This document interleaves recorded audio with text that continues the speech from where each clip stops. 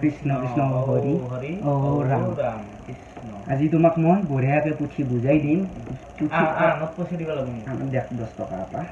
10 টকা দি দিব হ'ব হ'ব বেছি নালাগে আৰু যদি নাই গুগল পে কৰি দিলে হ'ব স্ক্যানাৰখন আছে আছে নেকি আছে যদি এনেকে দেখ যদি নাই আৰু গুগল পে মাৰি দিব পাৰিবা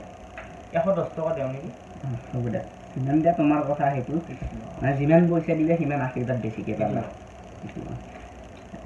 চলো কৃষ্ণ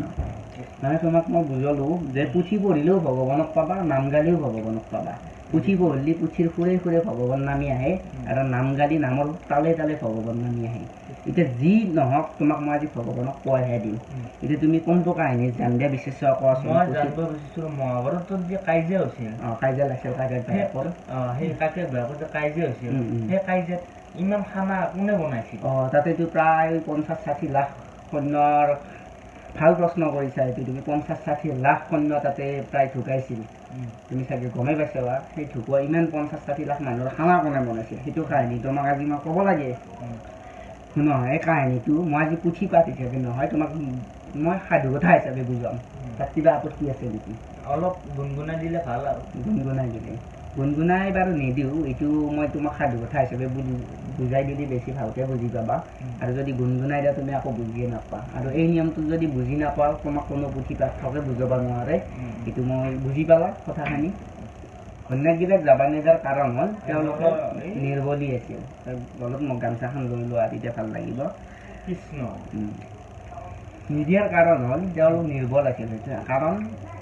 এই ভীষ্ম দ্ৰোণ তেনেকুৱা মধ্যৰথী মহাৰথী কৰ্ণ তেওঁলোকে মানে নাৰীৰ ওপৰত হাত তোলা নাছিল সেইকাৰণে নাৰীৰ যুদ্ধ নিষেধ আছিল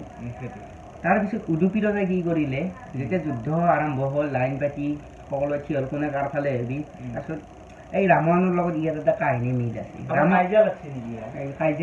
কাজিয়াৰে কথা কৈ আছো ৰামায়ণৰ লগত কি কথা মিল আছে তোমাক বুজালো ৰামাই যে বান্দৰ সেনা লৈ গৈছিল যুদ্ধ কৰিব ৰাৱণৰ লংকাত কি কাৰণ জানা বান্দাল লৈ গৈছিল কিন্তু মানুহ নিয়া নাছিল কাৰণ হৈছে এইটো মহাভাৰতে তাক মানে স্পষ্টভাৱে দেখুৱাই দিছে যে মহাভাৰত যদি মানুহ নিলে হয় দুই আধা মানুহ মানে স্বৰ্ণ লংকাৰ লগত ৰাৱণৰ ফালে হৈছিল ইয়াতে জানে যুদ্ধ পাণ্ডৱৰ ফালে হৈ গ'ল এই শল্য মানে নকুল সহদেৱৰ নিমেষ শল্য কৌৰৱৰ ফালে হৈ গ'ল লগত সেনেকুৱা আৰু ভীষ্ম দ্ৰোণ কৌৰৱৰ ফালে লগত থাকি গ'ল ধৰ্মপক্ষত নাহিল সেইকাৰণে ৰামায়ণত বান্দৰ সেনা ব্যৱহাৰ কৰে শিৱ পাৰ্বতী ক'লে আনিছিল নাই এইটো কাহিনী মই তোমাক পিছত বুজাম তুমি মাত্ৰ শুনি যোৱা কাহিনীটো বুজি যোৱা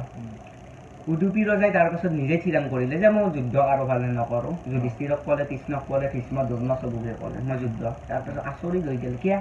মানে তুমি নৰা বলে নৰা কাৰণে আমি যুদ্ধ কৰিব নাই উদুপি ৰজা নহয় যদি চবে যুদ্ধই কৰে এই